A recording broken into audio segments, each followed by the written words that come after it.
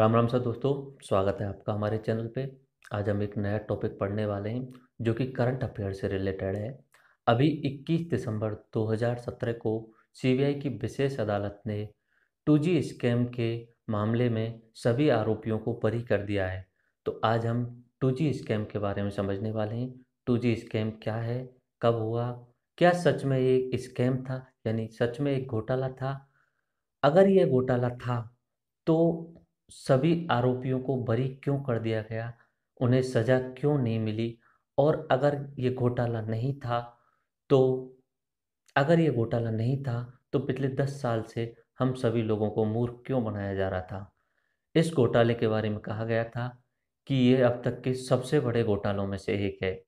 इस घोटाले में 1,76,000 करोड़ रुपए की राशि घोटाले का अनुमान लगाया गया था। अगर इतनी बड़ी राशि को 21 दिसंबर 2017 को अचानक से जीरो घोषित कर दिया गया, तो क्या सच में ऐसा हो सकता है कि पिछले 10 साल से करीब पौने 2 लाख करोड़ की राशि का घोटाला बताया जा रहा था और अब उसे जीरो घोषित कर दिया गया है। तो आज हम 2G स्कैम का A to Z बहुत ही आसान भाषा में समझने की कोशिश करेंगे। वैसे 2G स्कैम थोड़ा सा कॉम्प्लिकेटेड है। मैं इसे फ्लो चार्ट के थ्रू वाइट बोर्ड पे आपको डायग्राम बता के समझाने की कोशिश करूँगा, बहुत आसान भाषा में समझाऊँगा। तो 2G स्कैम शुरू करने से पहले हम 2G स्पेक्ट्रम के बारे में थोड़ा सा समझ लेते हैं। दो वर्ड हैं 2G और स्पेक्ट्रम। पहले स्पेक्ट्रम समझते हैं। मेरा उद्देश्य इस वीडियो में आपको साइंस पढ़ाना नहीं है। 2G और स्पेक्ट्रम दोनों ही साइंस के टॉपिक हैं, लेकिन फिर भी मैं थोड़ा सा आपको समझा देता हूँ। स्पेक्ट्रम का मतलब होता है, अगर किसी भी परमाणु को आप ऊर्जा देते हो तो उस परमाणु से विद्युत चुम्बकीय तरंगें यानी इलेक्ट्रोमैग्नेटिक वेव्स निकलती हैं। इन इलेक्ट्रोमैग्नेटिक वेव्स की तरंग दैर्ध्य और फ्रीक्वेंसी के अनुसार उन तरंगों को अलग अलग भागों में बांटा गया है, जैसे कि एक्सरेज, गामा रेज, परावैंगनी किरणें, विजिबल तरंगें यानी दृश्य तरंगें, उसके अलावा अवरक्त तरंगें, उसके बाद में आती हैं रेडियो तरंगें और माइक्रोवेव तरंगें। विजिबल तरंगें वो होती हैं जो हम अपनी आंखों से देख सकते हैं। उसके अलावा आप जिस भी रूम में बैठे हों, जिस भी कमरे में बैठे हैं, वहाँ आसपास में चारों तरफ इलेक्ट्रोमैग्नेटिक वेव्स घूम रही हैं, लेकिन वो विजिबल नहीं है। आपके आसपास में मोबाइल के कनेक्शन के लिए जो इलेक्ट्रोमैग्नेटिक वेव्स हैं वो घूम रही हैं। आपके रूम में टीवी या रेडियो के लिए इलेक्ट्रॉनिक वेव्स जो हैं वो घूम रही हैं, लेकिन आप उन्हें देख नहीं सकते। तो आज जो बात होगी 2G स्कैम की, वो रेडियो वेव्स और माइक्रोवेव के स्पेक्ट्रम से आधारित है। ये स्पेक्ट्रम बहुत ही अमूल्य है। तो इस स्पेक्ट्रम का सरकार समय समय पे नीलामी करती रहती है। सन 2007 में 2G स्पेक्ट्रम की नीलामी हुई थी। सन 2007 में 4G 3G के नाम थे ही नहीं। आज तो आप 4G यूज करते हैं नॉर्मली, लेकिन सन 2007 में 2G स्पेक्ट्रम की नीलामी हुई थी। 2G 3G 4G ये जनरेशन है मोबाइल टेक्नोलॉजी की। यानी आप शुरुआत में लैंडलाइन फ़ोन यूज करते थे, उस समय डाटा ट्रांसमिशन यानी इंटरनेट संभव नहीं था। उसके बाद में 2G आई, यानी दूसरी पीढ़ी। 2G द्वितीय जनरेशन यानी सेकंड जनरेशन। उसके बाद में 3G आई, यानी थर्ड जनरेशन। तो उसमें स्पीड और ज़्यादा बढ़ गई। 3G में स्पीड नॉर्मली 14.2 Mbps तक। आज के समय में आप यूज कर रहे हैं 4G, जिसकी स्पीड करीब करीब 100 Mbps के आसपास मानी जाती है। समय के साथ में जैसे जैसे टेक्नोलॉजी का विस्तार होगा, आगे आप 5G भी यूज करने लगेंगे। उसमें बताया जाता है करीब 2 Gbps यानी 2 GB प्रति सेकंड डाटा ट्रांसमिशन हो सकता है। तो अभी भारत में तो अभी 5G का कोई नामो निशान है नहीं, लेकिन हो सकता है अगले 3 या 4 साल में 5G आ जाए। तो आज जो 2G स्कैम बात चल रही है, 2G स्पेक्ट्रम से रिलेटेड है। 2G स्पेक्ट्रम का आवंटन सन 2007 में यूपीए सरकार में ए राजा दूरसंचार मंत्री थे, उनकी देखरेख में हुआ था। सन 2007 में ए राजा को दूरसंचार मंत्री बनाया गया था, उनको जिम्मेदारी दी गई थी 2G स्पेक्ट्रम की नीलामी की जाए। सन 2007 में 2G स्पेक्ट्रम की नीलामी कर दी गई ए राजा के द्वारा। तो अभी हम 2G स्कैम में जितने भी किरदार हैं, 2G स्कैम एक तरीके से एक पूरी मूवी है, इसमें जितने भी किरदार हैं उनको देख लेते हैं, उनका नाम समझ लेते हैं। उसके बाद में मैं आपको वाइट बोर्ड की तरफ ले जाऊंगा, वहाँ पे फ्लो चार्ट बनाऊंगा और समझेंगे 2G स्कैम क्या था। 2G स्कैम में मैं आपको जो जो किरदार हैं उनके नाम मैं बोल देता हूँ, आप देखते चलिए, मैं कोशिश करता हूँ सभी के आपको चित्र दिखा दूँ। सबसे प्रमुख किरदार है ए राजा यानी अंडीमुथु राजा। वो उस समय के टेलीकॉम मंत्री थे और वो तमिलनाडु से आते हैं। उनकी पार्टी डीएमके यानी द्रविड़ मुनेत्र कड़गम है। उनके साथ में उनके टेलीकॉम सचिव सिद्धार्थ बेहुरा थे और उनके प्राइवेट सचिव आर के चंदोलिया जी थे। दूसरा किरदार आता है एम के कनिमोडी। एम के कनिमोडी ये सांसद हैं तमिलनाडु से, ये भी डीएमके पार्टी से हैं। ये डीएमके पार्टी के प्रमुख एम करुणानिधि की बेटी हैं। ये कलनाड टीवी की मालिक मालिक भी हैं। तो दूसरे किरदार में हैं एम के कनिमोडी। तीसरा किरदार आता है यूनिटेक कंपनी के संजय चंद्रा जी। उसके बाद चौथे किरदार में एक स्वान कंपनी है, उसके विनोद गोयनका और शाहिद बलवा जी। उसके बाद में पांचवें कोसेगांव फ्रूट्स लिमिटेड नाम से एक कंपनी बनाई गई थी उस समय। उस कंपनी के मालिक थे आसिफ बलवा और राजीव अग्रवाल। और मैंने आपको बताया था एम के कनिमोडी एक कलनाड टीवी की मालकिन है, उसमें मैनेजिंग डायरेक्टर हैं शरद कुमार नाम से। तो ये भी किरदार में आते हैं। उसके अलावा करीम मोरानी जी नाम से, और उसके अलावा कुछ एक जो इस घोटाले को उजागर करने वाले थे, वो कैग के प्रमुख विनोद राय, कैग के प्रमुख विनोद राय, पीआईएल दाखिल करने वाले बीएम तारकुंडे। तो सन 2012 में सुप्रीम कोर्ट ने जो निर्णय सुनाया था, तो उसमें जो जज थे वो ए के गांगुली और जय सिंह भी। और सन 2017 में जो सीबीआई के विशेष अदालत ने निर्णय सुनाया है, उसमें जज थे ओपी सैनी। तो ये प्रमुख किरदार हैं। इनके साथ में कुछ मीडिया के लोग भी हैं, जैसे कि बरखा दत्त, वीर संघवी और नीरा नीरा राडिया। तो ये सभी किरदार हैं। अभी हम यहाँ से व्हाइट बोर्ड की तरफ चलते हैं। एक बार दोबारा से जो आरोप हैं उन्हें दोबारा से बता देता हूँ आपको।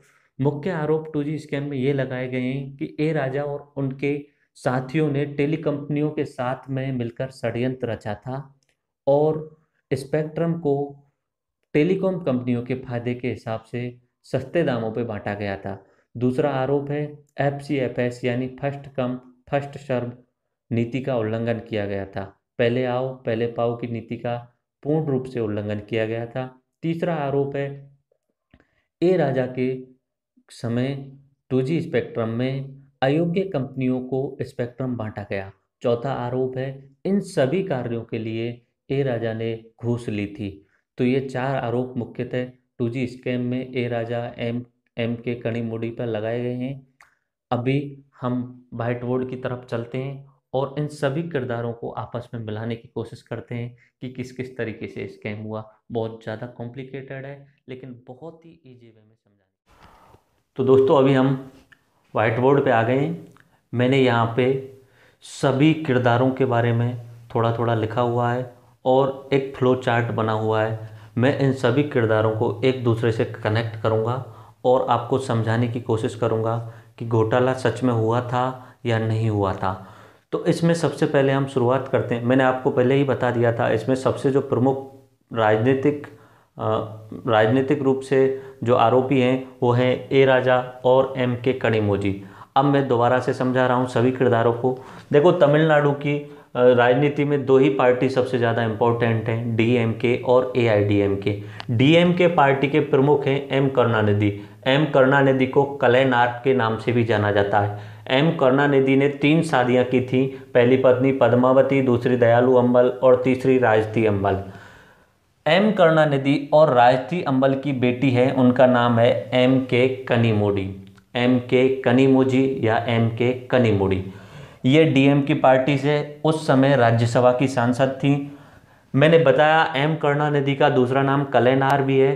तो वहाँ के राजनेता अपने नाम से एक टीवी चैनल वगैरह भी चलाते हैं, यानी प्राइवेट न्यूज़ चैनल चला के रखते हैं। तो उन्होंने कलैनार टीवी चैनल बनाया हुआ है। उस टीवी चैनल की मालकिन है एम के कनिमोजी, जो कि एम करुणानिधि और राजती अम्मल की बेटी हैं। पार्टी है डीएमके, और ए राजा भी डीएमके पार्टी से एमपी हैं, ये भी तमिलनाडु से आते हैं। ए राजा का पूरा नाम है अंडीमुथु राजा।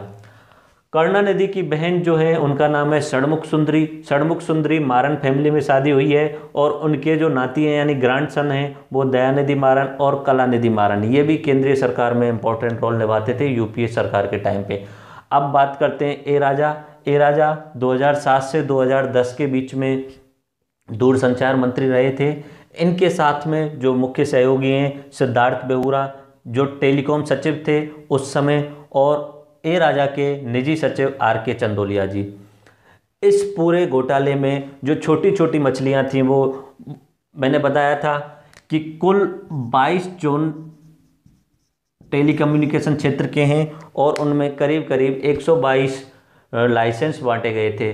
तो उनमें से जो छोटी छोटी मछलियां जिन पे आरोप लगे थे वो इस तरीके से हैं। टाटा टेलीकॉम जो रतन टाटा की कंपनी है, उन्होंने डोकोमो के साथ में मिलकर बाद में टाटा डोकोमो नाम से कंपनी चलाई थी। उसके बाद में वीडियोकॉन, उसके बाद में एस्टेल लिमिटेड, लूप मोबाइल जो रवि रुइया बिजनेसमैन है उनकी कंपनी है। ये एसआर ग्रुप के साथ में उन्होंने, एसआर ग्रुप विदेशी कंपनी है, उसके साथ में मिलकर उन्होंने टेलीकम्युनिकेशन कंपनी चलाई थी बाद में। अब आते हैं इस घोटाले में बड़ी मछलियों के नाम। सबसे इंपॉर्टेंट है यूनिटेक और स्वान लिमिटेड। यूनिटेक लिमिटेड और स्वान लिमिटेड। ओरिजिनली ये दोनों कंपनियां कम्युनिकेशन यानी टेलीकम्युनिकेशन से रिलेटेड नहीं थी। इन्होंने उसी समय पर नई कंपनियां बनाई थी और स्पेक्ट्रम के लिए आवेदन किया था। देखो, टेलीकम्युनिकेशन स्पेक्ट्रम आवंटन के लिए कुछ नियम होते हैं, उस नियमों के ये दोनों कंपनियां बिल्कुल खिलाफ थीं। उन नियमों का बिल्कुल ही पालन नहीं किया गया था। मैंने यहाँ पे प्रमुख तारीख लिखी हुई है 25 सितंबर, 1 अक्टूबर, 10 जनवरी 2008, फरवरी 2010 जिस समय की रिकॉर्ड आई थी, 2 फरवरी 2012 सुप्रीम कोर्ट का डिसीजन आया था, और 21 दिसंबर 2017 अभी। तो यूनिटेक लिमिटेड संजय चंद्रा की है, और स्वान लिमिटेड विनोद गोयनका और शाहिद बलवा की है। ये दोनों धीरूभाई रिलायंस ग्रुप के पार्टनर भी हैं। तो एक तरीके से ये स्वान लिमिटेड रिलायंस कंपनी का ही हिस्सा हो गई। ठीक है, अभी हम बात करते हैं डेट्स के हिसाब से पूरा घटनाक्रम किस तरीके से चलता है। ए राजा को 2007 में टेलीकॉम मंत्री बनाया जाता है, और उन्हें जिम्मेदारी दी जाती है 2G स्पेक्ट्रम के आवंटन की। ए राजा जी 25 सितंबर 2007 को डीओटी डिपार्टमेंट ऑफ टेलीकम्युनिकेशन की वेबसाइट पे प्रेस रिलीज निकलवाते हैं कि आज से यानी 25 सितंबर से 1 अक्टूबर तक 2G स्पेक्ट्रम आवंटन के लिए आवेदन रिसीव किए जाएंगे, मांगे जाते हैं। 25 सितंबर को ही प्रेस रिलीज निकाला है, और 25 सितंबर से ही आवेदन मांग लिए गए हैं। तो इस समय थोड़ा टाइम चाहिए होता है आवेदन के लिए, लेकिन इससे लगता है कि हो सकता है उन्होंने पहले से ही कंपनियों के साथ साठगांठ की हुई होगी, जो उस समय तक अपने कागजात वगैरह तैयार करके बैठे होंगे, और उन्होंने जैसे ही कहा कि आज से आवेदन मांगे जा रहे हैं, तुरंत उन कंपनियों ने जिनकी ए राजा के साथ में साठगांठ होगी उन्होंने तुरंत आवेदन कर दिए होंगे। ये जो पॉलिसी है, स्पेक्ट्रम आवंटन है, ये एक बोली के आधार पर नहीं था, फर्स्ट कम फर्स्ट सर्व यानी पहले आओ पहले पाओ की नीति के आधार पर था। तो इसमें 2007 में 25 सितंबर की तारीख को प्रेस रिलीज निकाला गया है कि आज के दिन से ही, तो इसका मतलब उन्होंने कुछ लोगों को पहले से ही बता रखा होगा कि मैं उस दिन प्रेस रिलीज निकालूंगा, आप अपने कागजात तैयार करके रखें, और आज के दिन से ही आवेदन मांगे जा रहे हैं। 25 सितंबर से 1 अक्टूबर तक का बोला गया कि 1 अक्टूबर तक आवेदन स्वीकार्य हैं। उसके बाद में उन्होंने नवंबर 2007 में जो आवेदन आए थे, करीब करीब 1000 से ऊपर आवेदन आए थे, उन आवेदनों में से बोल दिया गया कि 1 अक्टूबर तक जो आवेदन आए उन्हें मान्य नहीं माना जाएगा, सिर्फ 25 सितंबर को ही जो आवेदन आए उन्हें मान्य माना जाएगा। तो अभी देखिए 25 सितंबर को ही उन्होंने घोषणा की थी, प्रेस रिलीज निकाला था, और 25 सितंबर को ही जो आवेदन आए केवल उन्हें ही मान्य माना गया। चलो वो वहाँ तक कंप्लीट। उसके बाद में बात आती है 10 जनवरी 2008 की। 10 जनवरी 2008 को डीओटी की वेबसाइट पे, डिपार्टमेंट ऑफ टेलीकम्युनिकेशन की वेबसाइट पे प्रेस रिलीज निकाली गई कि आज शाम को 3:30 बजे से 4:30 बजे तक जो जो कंपनियां अपने पूरे कागज़ और पूरे जितना भी आपका स्पेक्ट्रम जितने रुपए का बनता है उतनी डीडी वगैरह कैश वगैरह लेके आप जमा करा देते हैं तो आपको आवंटन यानी स्पेक्ट्रम बांट दिया जाएगा। अब देखिए 10 जनवरी 2008 को ही प्रेस रिलीज निकाल रहे हैं और उसी दिन शाम को ही वो पैसे भी मांग रहे हैं, जितना भी उनमें आवंटन में पूरा जितना खर्चा होता है और जितने भी कागजात में वो उसी तारीख को मांग रहे हैं। तो इसका मतलब निश्चित सी बात है कुछ एक कंपनियों को पहले ही बोल दिया गया होगा कि आप उस समय तक आप तैयार रखिए। नॉर्मली हर कंपनी के पास में इतना मनी नहीं होगा, इतना पैसा नहीं होगा कि एक ही दिन में 1600 करोड़ या 1500 करोड़ रुपए की व्यवस्था कर सकें। तो उसी दिन 10 जनवरी 2008 को 3:30 से 4:30 बजे के बीच में जितनी कंपनियों के आवेदन आए उनको ही मान्य माना गया और उनको ही आवंटन कर दिया गया स्पेक्ट्रम का। ठीक है, उसके बाद में फरवरी 2010 में कैग की रिपोर्ट आई। कैग यानी कंट्रोलर ऑडिटर जनरल, नियंत्रक एवं महालेखा परीक्षक, भारत का एक संवैधानिक पद है। ये हायरार्की में या पदानुक्रम में 9वें नंबर पे आता है। उस समय कैग के प्रमुख थे विनोद राय। इस समय तक घोटाले के बारे में किसी को अनुमान नहीं था 2008 तक। इस घोटाले का अनुमान लगता है 2010 में। 2010 में अनुमान ऐसे लगता है कि उस समय 3G स्पेक्ट्रम की नीलामी की जाती है और 3G स्पेक्ट्रम की नीलामी जो की गई थी वो की गई थी बोली के आधार पर। जो जितना ज़्यादा बोली लगाएगा उसको ही आवंटन दे दिया जाएगा। लेकिन 2007 वाले में बोली नहीं लगाई गई थी। 2007 वाले में पहले आओ पहले पाओ की नीति यूज की गई थी और उस नीति का भी दुरुपयोग किया गया था। अचानक से 25 सितंबर को प्रेस रिलीज निकाला था। आज के दिन से 1 अक्टूबर तक के लिए आवेदन मांगे जाते हैं और फिर 10 जनवरी को फिर से निकाला था कि आज शाम को 3:30 से 4:30 तक जो डीडी जमा करा देगा उसको आवेदन दे दिया जाएंगे यानी आवंटन कर दिया जाएगा। तो फर्स्ट कम फर्स्ट सर्व नीति का भी दुरुपयोग किया गया था। 2010 में 3G स्पेक्ट्रम की नीलामी हुई थी, वो बहुत ही अधिक सफल हुआ था। उसमें बोली के आधार पर सरकार को बहुत ही ज़्यादा रेवेन्यू मिला था। तो उस समय लोगों को लगा कि 2007 में कुछ ना कुछ तो घोटाला हुआ है। अभी आगे यहाँ पे समझ लेते हैं कि इस घोटाले में दूसरा भाग क्या है। देखो यूनिटेक लिमिटेड संजय चंद्रा जी की जो कंपनी है उन्होंने 1600 करोड़ रुपए में 1600 करोड़ रुपए में स्पेक्ट्रम खरीदा था और कुछ समय बाद में 60% 6200 करोड़ रुपए में बेच दिया। सिर्फ कुछ समय बाद में। ये कैसे हो सकता है? 1600 करोड़ रुपए में कोई चीज़ खरीदी है और 1-2 महीने बाद में उसे 6200 रुपए में 60% सिर्फ 60% बेचा है, पूरा भी नहीं बेचा है, सिर्फ 60%। यूनिनॉर कंपनी है और टेलीनॉर कंपनी है नॉर्वे की, उस कंपनी को बेच दिया। तो यूनिटेक लिमिटेड और टेलीनॉर ने मिलकर यूनिनॉर नाम से कंपनी बनाई थी। ये बहुत अच्छी चली थी कंपनी, इसके 3.5 करोड़ यूजर्स भी हो गए थे। तो आप इसमें देख लीजिए यूनिटेक कंपनी यानी संजय चंद्रा जी का कितना बड़ा फायदा हुआ है। 1600 करोड़ रुपए में खरीदा है और 60% सिर्फ 60% 6200 करोड़ रुपए में बेच दिया है। ऐसे ही स्वान लिमिटेड के बारे में जो विनोद गोयनका और शाहिद बलवा जो रिलायंस कम्युनिकेशन से भी जुड़े हुए हैं, तो उन्होंने 1500 करोड़ रुपए में स्पेक्ट्रम खरीदा था और सिर्फ 45% 4200 करोड़ रुपए में एतिसलात नामक एक यूएई की कंपनी है उसको बेच दिया। देखो कितना प्रॉफिट हो रहा है। तो इससे पता चल रहा है कुछ ना कुछ तो घोटाला था। मतलब ऐसे कैसे हो सकता है 1500 करोड़ रुपए की चीज 1-2 महीने बाद में ही 4200 करोड़ रुपए में सिर्फ 45%, पूरा नहीं बेच रहे हैं, सिर्फ 45% 4200 करोड़ रुपए में बेच दीजिए। कुछ ना कुछ तो घोटाला था। चलो उसके बाद में जो उन पे आरोप लगते हैं ए राजा जी पे, वो बताए थे मैंने।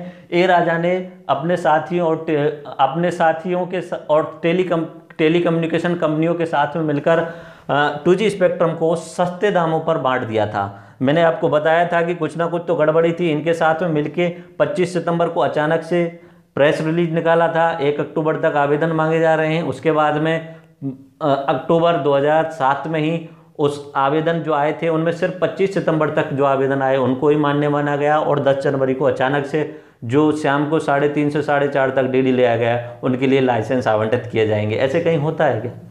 उसके बाद में उन पे दूसरा आरोप है फर्स्ट कम फर्स्ट सर्व नीति का उल्लंघन किया गया। ये सेम टू सेम मैंने अभी बताया ये। उसके बाद आरोप है अयोग्य कंपनियों को आवंटन किया गया। अयोग्य कंपनियों को इस तरीके से कि उस डीओटी की तरफ से स्पेक्ट्रम जो बांटे जाते हैं उनके लिए कुछ नियम बनाए गए हैं कि आपको इन कंपनियों को एलिजिबल माना जाता है। जैसे कि जो पुराने समय से इस टेलीकम्युनिकेशन में काम कर रही हैं उनको नए स्पेक्ट्रम नहीं बांटे जाएंगे। यहाँ पे देखिए इस तरफ लूप मोबाइल ने एसआर ग्रुप के साथ में कनेक्शन किया, जबकि एसआर ग्रुप पहले से ही इंडिया में अपना बिजनेस चला रहा था, अपना टेलीकम्युनिकेशन बिजनेस चला रहा था। और कुछ एक नियम ये है कि इसमें विदेशी कंपनियों को 10% के हिसाब से लेना पड़ेगा। तो इनमें यूनिटेक और स्वान लिमिटेड इन्होंने भी इन नियमों का उल्लंघन किया था। ठीक है, वो इतना ज़्यादा डीप में मत जाइए, बस इतना समझने की कोशिश कीजिए कि यूनिटेक लिमिटेड ने 1600 करोड़ रुपए का जो खरीदा था स्पेक्ट्रम, उसे कुछ समय बाद में 6200 करोड़ में बेच दिया। और स्वान लिमिटेड ने जो 1500 करोड़ रुपए में खरीदा था उसे 4200 करोड़ रुपए में बेच दिया। और चौथा आरोप है जो घूस ली यानी रिश्वत ली। रिश्वत वाला जो आरोप है ये थोड़ा सा अप्रत्यक्ष रूप से चलता है इस कहानी में। देखो, ये मैंने आपको इस तरीके से बता दिया। ये शाहिद बलवा जी के एक भाई है आसिफ बलवा जी। आसिफ बलवा और राजीव अग्रवाल ये एक कंपनी बनाते हैं, कोसेगांव फ्रूट्स लिमिटेड, महाराष्ट्र के अंदर एक कंपनी बनाते हैं। ये कंपनी करीम मोरानी वो सिने युग लिमिटेड नाम से एक प्राइवेट कंपनी चलती है, उनको 200 करोड़ रुपए का लोन देती है। आसिफ बलवा और राजीव अग्रवाल इनकी जो कंपनी है फ्रूट्स की कंपनी है, वो कंपनी लोन देती है सिनेयुग लिमिटेड कंपनी को जो करीम मोरानी जी की है 200 करोड़ रुपए का। और ये करीम मोरानी जी ये एडवांस पेमेंट करते हैं शरद कुमार को, शरद कुमार को जो कलरनाट टीवी में एमडी हैं। तो यहाँ से अब पूरी कहानी एक दूसरे से आपको कनेक्ट कर पा रहे होंगे। इस तरीके से देख लीजिए, राजा ने स्वान टेलीकॉम को स्पेक्ट्रम बांटा है, सस्ते दामों पे बांटा है, उनकी मनमर्जी अपने मनमर्जी के हिसाब से बांटा है, डेट्स को आगे पीछे करके बांटा है। और इसमें जो प्रमुख हैं शाहिद बलवा, उनके भाई हैं आसिफ बलवा, इन्होंने एक नई कंपनी बनाई है फ्रूट्स की।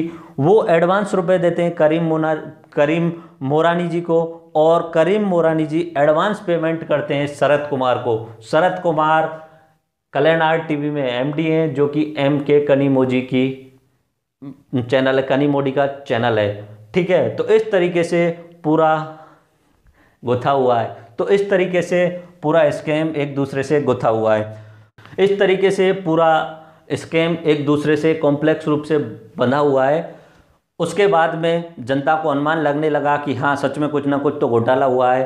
तो PIL डाली गई थी BM तारकुंडे साहब की तरफ से, सुप्रीम कोर्ट में PIL डाली गई। और उसी समय विनोद राय जी कैग प्रमुख थे, उन्होंने इस समय अपना एस्टिमेट लगाया कि हाँ 2G स्पेक्ट्रम में कुछ ना कुछ घोटाला हुआ था। उन्होंने चार एस्टिमेट लगाए थे, उनमें सबसे बड़ा जो था 1,76,000 करोड़ रुपए का घोटाला था। 4 एस्टिमेट थे, अलग अलग राशियां थी, सबसे बड़ा था 1,76,000 करोड़ रुपए का। मीडिया ने इसी एस्टिमेट को पकड़ लिया था। बाकी एस्टिमेट थे 68,000 करोड़ का, एक 69,000 करोड़ का और एक 57,000 करोड़ का। ये अलग अलग तरीके से निकाले गए थे। अभी बात आते हैं कि PIL डाली गई BM तारकुंडे साहब के द्वारा। सुप्रीम कोर्ट में 2 फरवरी 2012 को अपना डिसीजन सुनाया कि ये स्पेक्ट्रम पूर्णतया अनकॉन्स्टिट्यूशनल यानी असंवैधानिक है और मनमर्जी के द्वारा किया गया है। इस स्पेक्ट्रम आवंटन में FCFS यानी फर्स्ट कम फर्स्ट सर्व नीति का दुरुपयोग किया गया है। और उस समय जो भी 22 जोनल क्षेत्र में 22 जोन टेलीकम्युनिकेशन में 122 स्पेक्ट्रम बांटे गए थे, उन 122 स्पेक्ट्रम को रद्द कर दिया गया। यानी जो भी कंपनी उस समय काम कर रही थी 2012 में 2G स्पेक्ट्रम लेकर के, उन सभी कंपनियों को बंद कर दिया गया। उनमें एक कंपनी थी यूनिटेक लिमिटेड और टेलीनॉर कम्युनिकेशन। उन्होंने जो कंपनी बनाई थी यूनिनॉर, उसके उस समय 2012 में 3.5 करोड़ यूजर्स थे। ठीक है, उसके बाद में उस समय जो निर्णय सुनाया था उसमें सुप्रीम कोर्ट के जज थे AK गांवली और JS सिंह भी। उसके बाद में इन्होंने A राजा, M कनीमोजी और इन सभी को जेल भी जाना पड़ा था और इन्होंने रिव्यू पिटीशन किया था। और CBI की स्पेशल कोर्ट बनाई गई थी। CBI की स्पेशल कोर्ट के जज थे OP सैनी और उन्होंने 21 दिसंबर 2017 को अपना डिसीजन सुनाया, जिसमें इन सभी को सबूतों के अभाव में बरी कर दिया गया। OP सैनी जी ने कहा कि मैं 2010 से 2017 तक 7 साल तक अपना कोर्ट में बैठता था, लेकिन CBI कोई भी सबूत लेके नहीं आई।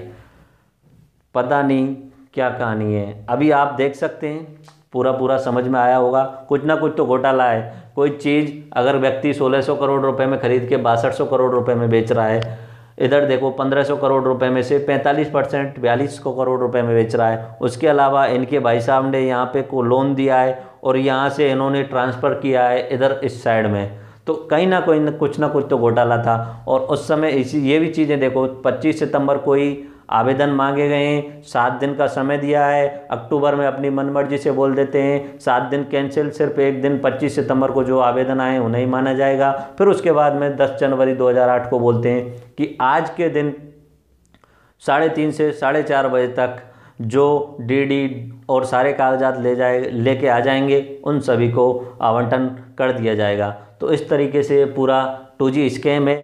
ये बिक गई है गवर्नमेंट। अब गवर्नमेंट में कुछ नहीं है। ये बहन चो सारे मिलके हमको पागल बना रहे हैं, मादर चौथ के बच्चे इतने गांड फटी के ये बड़वे।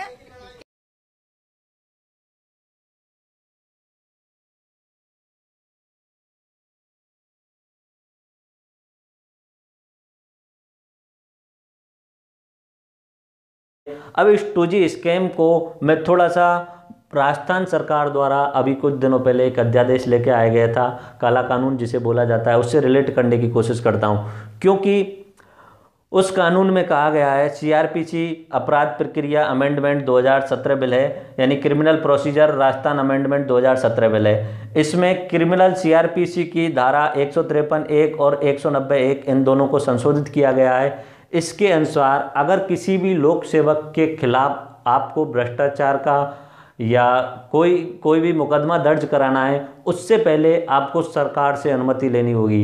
यानी कोई भी लोक सेवक, मान लीजिए कोई SDM जी हैं, SDM साहब हैं और वो घूस लेते हुए पाए जाते हैं, तो उनके खिलाफ अगर आपको मुकदमा दर्ज कराना है तो पहले आपको सरकार के पास जाना पड़ेगा, राजस्थान सरकार के पास जाना पड़ेगा। राजस्थान सरकार आपके द्वारा लगाए गए, पहले कोर्ट से पहले सरकार जांच करेगी।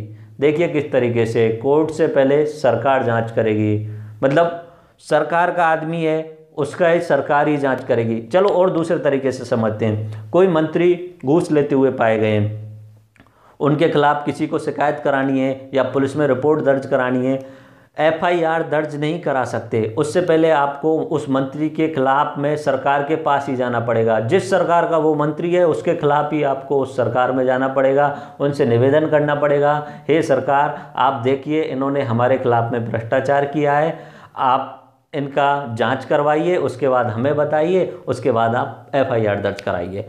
तो उसमें सरकार के पास 6 महीने का टाइम दिया हुआ है सरकार ने, कि अगर कोई भी लोक सेवक किसी भी भ्रष्टाचार जैसे मामले में लिप्त पाया जाता है तो पहले सरकार जांच करेगी 6 महीने के अंदर। अगर 6 महीने में अगर सरकार जांच नहीं कर पाती है तो आप उसके खिलाफ में जाके मुकदमा दर्ज करा सकते हैं। इसमें सरकार ने यह भी प्रावधान किया है कि अगर आप सरकार की जांच से पहले उस भ्रष्टाचार के मामले को उजागर कर देते हैं, यानी अखबार में छाप देते हैं, सोशल मीडिया पे, फेसबुक पे, व्हाट्सएप पे डाल देते हैं, तो आपको सज़ा हो सकती है। ये काला कानून है। कैसे, आपको पता नहीं कैसे इस तरीके से सरकार कानून बना सकती है। सरकार का कोई मंत्री है, उसके खिलाफ कोई भ्रष्टाचार का मुकदमा चलाना है, भ्रष्टाचार का मुकदमा चलाने से पहले आप फिर सरकार में जाओ, सरकार जी हमें अनुमति दीजिए, हमें इनके खिलाफ भ्रष्टाचार। सरकार कैसे अनुमति दे देगी, सरकार का ही तो मंत्री है। तो एक तरीके से ये कहानी हो गई, दूध की रखवारी पे बिल्लो या जलेबी की रखवारी पे कुतिया। इस तरीके से हमारी जो मैडम साहिबा हैं कुछ अलग ही दुनिया में जी रही हैं आजकल। तो ये काला कानून है, इसलिए मैंने रिलेट किया कि अगर इस घटना में इस काला कानून को हम लागू कर दें तो उस समय से 2010 से लेकर 2017 तक जो भी लोगों ने उसको छापा, जो भी लोगों ने उसके बारे में बोला, उन सभी को जेल होनी चाहिए। मतलब ये सीधी सी बात हो रही है कि अगर 2012 में, सन 2012 में AK गांगुली जी और JS सिंघवी जी ए राजा को दोषी बता रहे हैं, ए राजा के द्वारा बांटे गए सभी स्पेक्ट्रम को, आवंटन को रद्द कर रहे हैं, तो कुछ ना कुछ तो गड़बड़ी होगी। और लेकिन CBI सन 2017 में आके उस घोटाले को शून्य बता देती है। ठीक है, तो आप देख सकते हैं इसे पूरा। धन्यवाद। राम राम सा दोस्तों।